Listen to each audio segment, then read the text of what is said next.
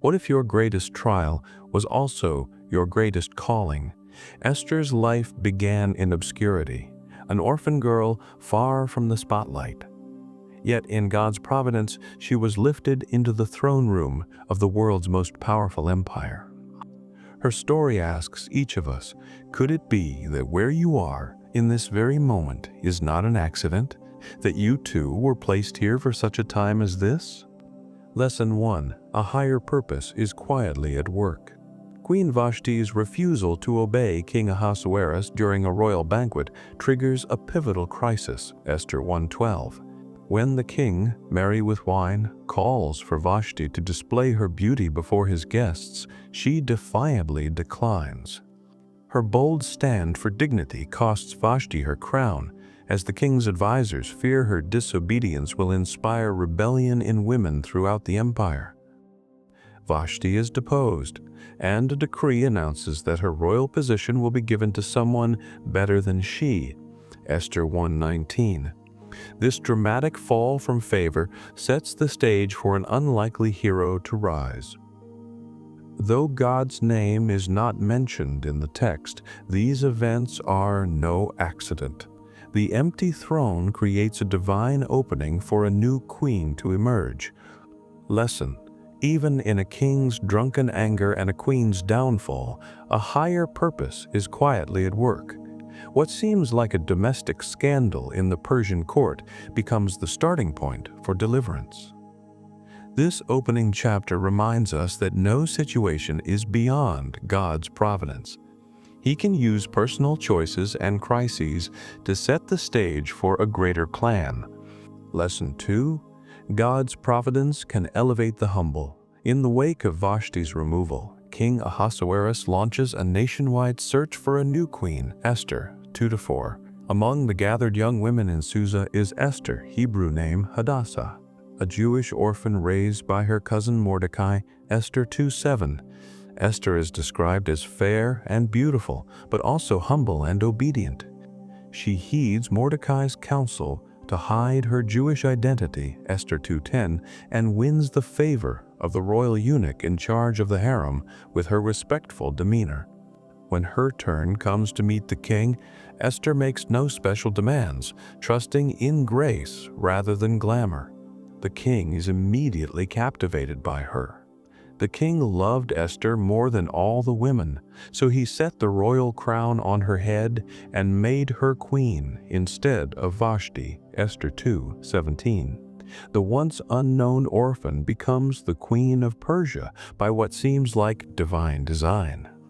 Lesson: God's providence can elevate the humble for his purposes. Esther's rise from obscurity shows that no background can limit God's plan. Her humility, obedience, and inner grace position her exactly where she needs to be for what lies ahead. Lesson 3. Faithfulness and goodness are never wasted. Not long after Esther becomes queen, her cousin Mordecai proves his loyalty in a quiet but critical way. Mordecai, who was sitting at the king's gate, Esther 2:19, overhears a plot by two palace officials, Bigthan and Teresh, to assassinate King Ahasuerus, Esther 2:21.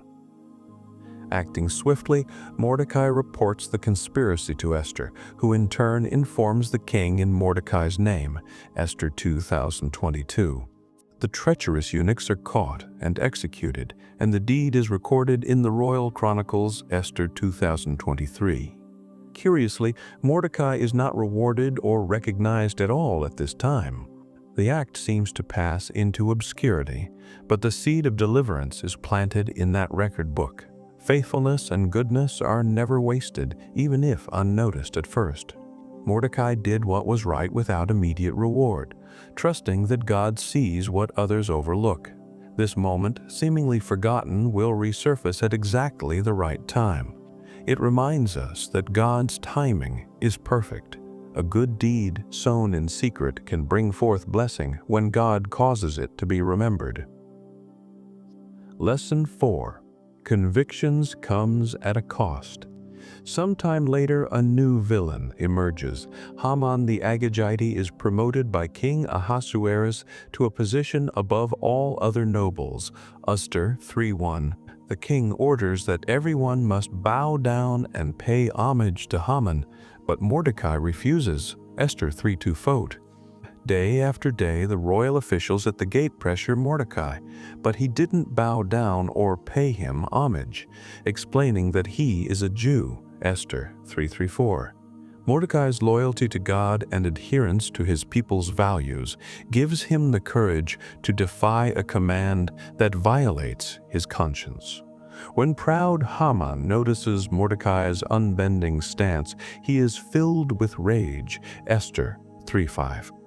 Mordecai's quiet act of resistance sparks the fury of a powerful foe. Standing up for one's convictions often comes at a cost. Mordecai's refusal to compromise his faith, even under royal pressure, exemplifies courage and obedience to a higher law. His integrity amid a culture of conformity sets the stage for a greater conflict and deliverance. This moment reminds us that one person's brave resolve in righteousness can expose evil intentions and play a part in God's providential plan. Lesson 5. Pride and hatred can lead to unthinkable evil. Haman's personal vendetta explodes into a genocidal scheme. Enraged that Mordecai alone defies him, Haman scorns the idea of punishing just one man. He wants to destroy Mordecai's entire people. Esther 3:6-2.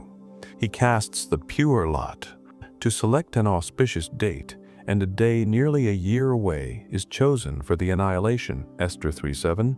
Haman then deceives the king, saying as certain people scattered in the empire keep themselves separate and do not obey the king's laws. Esther 3:8. He convinces King Ahasuerus that these people should be eliminated, even offering 10,000 talents of silver into the royal treasury to fund the atrocity. Esther 3:9. The king, not realizing the full implications, gives Haman his signet ring and authority to carry out the plan. An edict is drafted and sealed with the royal ring. On the 13th day of Adar, all Jews, young and old, little children and women, are to be killed and their possessions plundered. Esther 3:13. Couriers send out the decree to every province, plunging the empire into confusion and dread. Esther 3:15. Pride and hatred left unchecked can lead to unthinkable evil. Here we see innocent lives imperiled by one man's wrath. Yet even in this bleak decree, God's timing is at work. The lot fell on a distant date, allowing a space for divine intervention. What appears to be impending doom will become an opportunity for deliverance in God's plan. Lesson 6. In crisis, God's people turn to prayer. When news of the murderous decree spreads, the Jewish people respond with an outpouring of grief and desperate prayer. Mordecai, upon learning of the edict, tears his clothes and puts on sackcloth and ashes, public signs of mourning and repentance. Esther 4:1. He walks through the city crying bitterly and goes up to the king's gate, though no one clothed in sackcloth is allowed past the gate. 4:2. Across the empire, the reaction is the same. There was great mourning among the Jews, with fasting, weeping, and wailing, and many lay in sackcloth and ashes. Esther 4:3 and Eretine, Nalandi. The community humbles itself, seeking divine mercy in the face of annihilation. Back in the palace, Esther is still unaware of the decree until her maids and eunuchs tell her about Mordecai's public grief. 4:4a.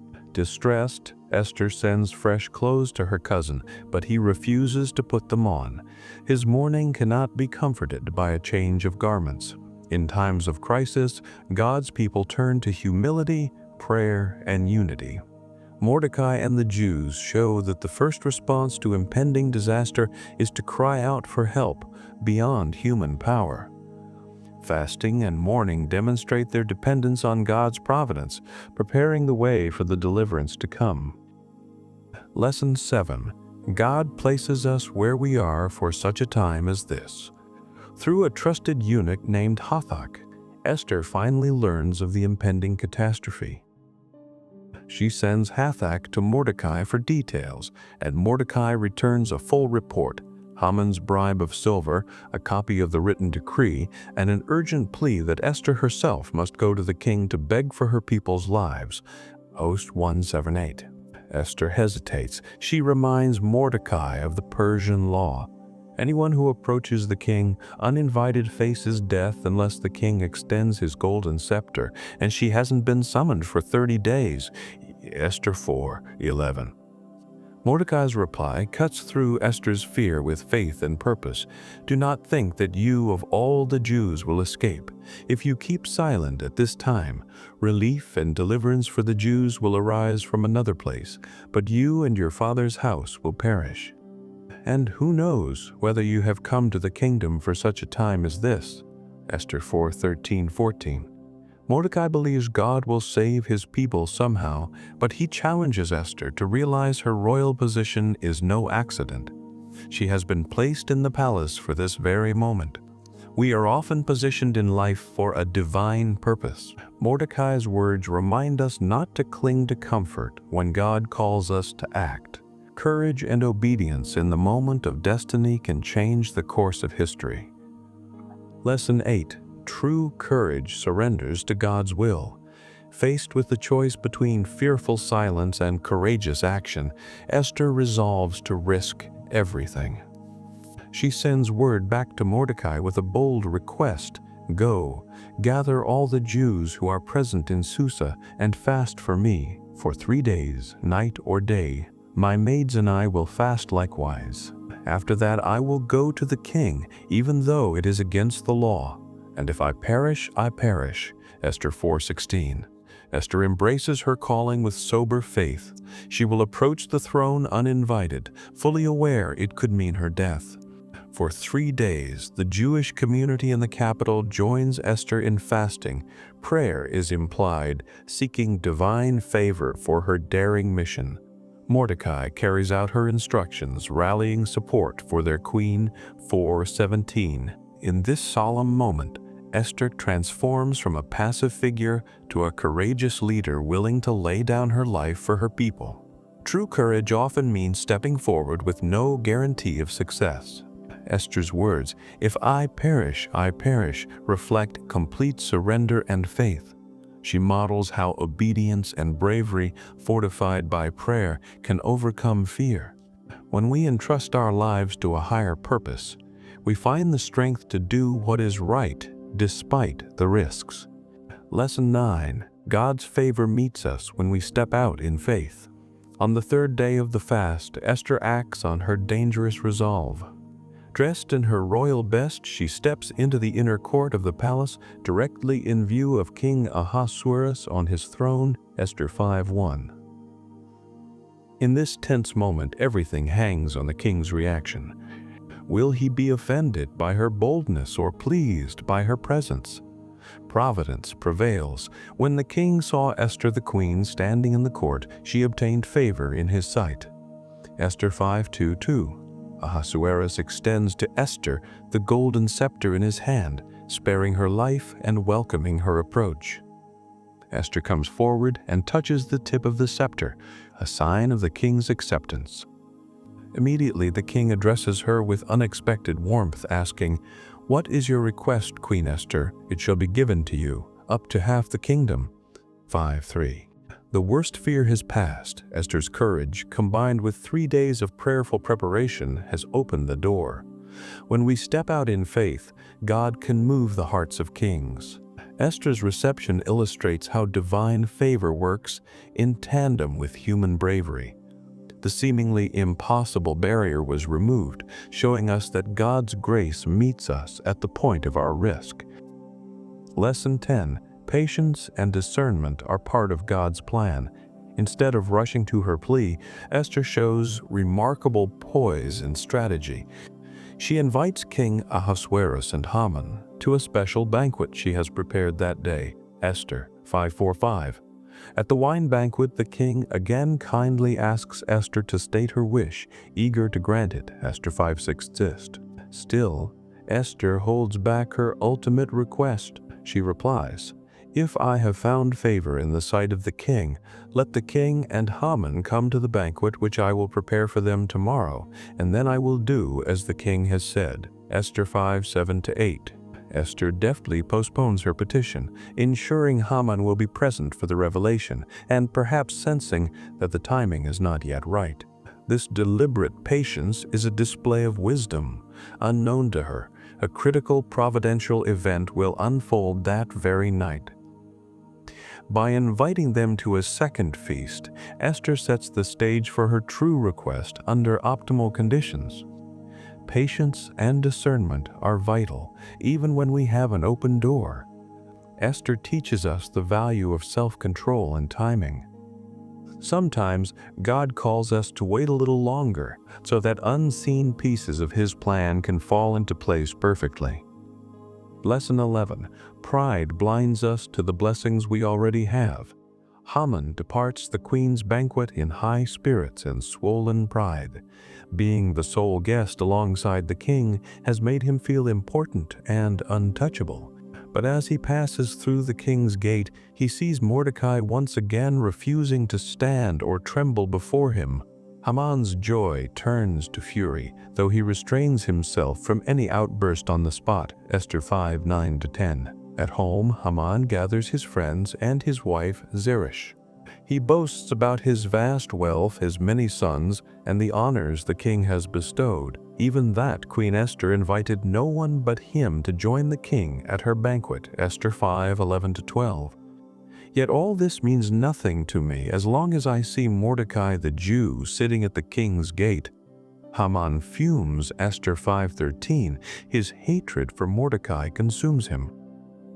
So Zeresh and his friends suggest a wicked plan: build a gallows 75 feet high and ask the king in the morning to hang Mordecai on it. Then go enjoy the banquet. Esther 5:14.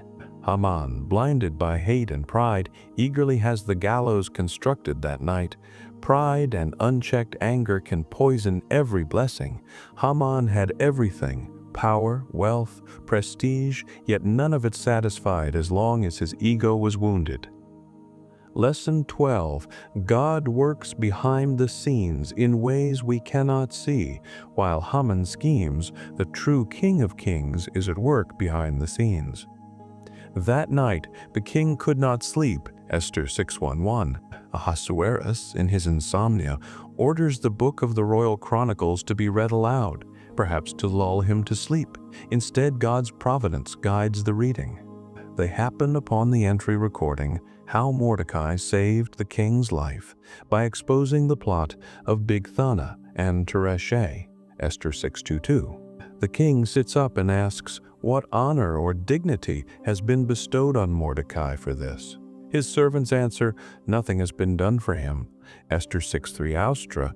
In that pre-dawn moment, the king determines to rectify the oversight immediately. Unbeknownst to both Ahasuerus and Haman, this restless night is the turning point of the entire story.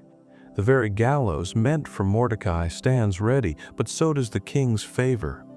God never forgets the faithful. A seemingly random bout of insomnia becomes the catalyst for justice. When we have done right and it goes unnoticed, God can bring it to light at the perfect time. Lesson 13. God exalts the humble and humbles the proud. At dawn, Haman arrives at the palace intending to ask for Mordecai's execution, only to be blindsided by a royal question. Before Haman can speak, the king asks him, what shall be done for the man whom the king delights to honor? Esther 6:6. Assuming the king means him, Haman proposes a spectacular reward. Dress the man in the king's robe, mount him on the king's horse, and have one of the noblest princes lead him through the city square, proclaiming the king's honor on him. Esther 6:7-9. Ahasuerus loves the idea, then drops the bombshell. Hurry, take the robes and the horse as you have suggested, and do so for Mordecai the Jew. Leave out nothing you have said. Esther 6:10. The irony is crushing. Haman is forced to honor the very man he hates, robed in royal splendor, as he leads Mordecai on horseback through Susa, Esther 6:11. Afterward, Mordecai simply returns to his post at the king's gate, but Haman slinks home in humiliation, Esther 6:12. When God intervenes, those who seek others' downfall often meet their own. Pride will inevitably be brought low, and no weapon formed against God's people will prosper. Lesson 14. Evil must be exposed to the light. At the second banquet, the moment of truth arrives. Over dinner and wine, King Ahasuerus again asks Esther to voice her petition, and this time she reveals it fully, Esther 7:2. Summoning all her courage, Queen Esther pleads for her life and the life of her people. Let my life be given me at my request, and my people at my petition. For we have been sold, I and my people, to be destroyed, to be killed, and to be annihilated. Esther 7:3-4. The king is stunned that anyone would dare threaten his queen and her people. He demands, who is he, and where is the man who has presumed to do this? Esther 7:5. Esther then points across the table, an adversary and an enemy, this wicked Haman. Esther 7:6. In one breath, Esther exposes the plot and identifies its perpetrator, all while revealing her own Jewish identity. There is a time to break silence and speak up for what is right. By revealing her heritage and confronting evil directly, Esther puts her own life on the line to save others. Lesson 15.